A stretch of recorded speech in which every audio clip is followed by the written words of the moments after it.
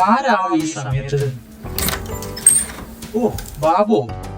അതെന്താ രമേശേ, നമ്മുടെ ക്ലബിന്റെ പരിപാടിക്കൊന്നും തന്നെ കാണുന്നില്ലല്ലോ. അയ്യോ ബാബുവേ, പറയാനുണ്ടെങ്കിൽ പറഞ്ഞിട്ട് എന്ത് കാര്യം? വീട്ടിലെ റൊട്ടീൻ മൊത്തം തകർന്നു കിടക്കാം. ഭാര്യ ചുമ്മാ നിശബ്ദമാണ്, ഒന്നും പറയുന്നില്ല, പാചകം ചെയ്യുന്നതേയില്ല. എനിക്ക് യാതൊന്നും മനസ്സിലാകുന്നുമില്ല. അയ്യോ, പിന്നെ നിങ്ങൾ തമ്മിൽ തല്ലായോ? അങ്ങനെയൊന്നുമല്ലോ. കഴിഞ്ഞ ദിവസം ഞാൻ വളരെ വിശപ്പോടെ വന്നപ്പോ എനിക്ക് ഭക്ഷണമൊന്നും കിട്ടിയില്ല. എനിക്ക് അവിടെ പ്രാന്തായി. അങ്ങനെ 2 ദിവസം ഞാൻ സംസാരിച്ചില്ല. അതുപോലെ തന്നെ അവളെ ഒരു കാര്യത്തിൽ ഞാൻ സഹായിച്ചില്ല.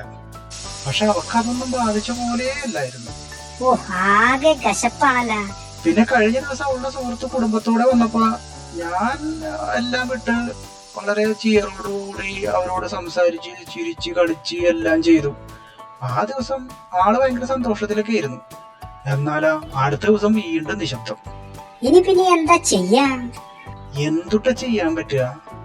ഞാനപ്പോ ഈ അവസരം ഉപയോഗിച്ചിട്ടാണ് പാചകമൊക്കെ പഠിക്കുന്നത്, അതുപോലെ വീട്ടുജോലികളൊക്കെ നോക്കിക്കൊണ്ടിരിക്കുന്നത്. അവളെ കൊണ്ട് സംസാരിച്ചില്ലെങ്കിൽ സംസാരിക്കണ്ട, എനിക്കെന്ത് ചെയ്യാൻ പറ്റും? ഞാൻ എന്തായാലും സന്തോഷത്തിലാണ്. ദൈവം നമ്മളെയൊക്കെ എന്തെങ്കിലും തയ്യാറാക്കുമായിരിക്കുന്നേ. അപ്പൊ അതുപോലെ അങ്ങോട്ട് പോവാം. ശരിയാണോ? പിന്നെ നിന്റെ പാചകത്തിൽ നീ ശ്രദ്ധിക്ക്. ഞാൻ ഏതായാലും പോകണം. നിന്റെ പാചകവും വീടിന്റെ പരിപാടിയൊക്കെ സുഖമായിട്ട് പോട്ടെ.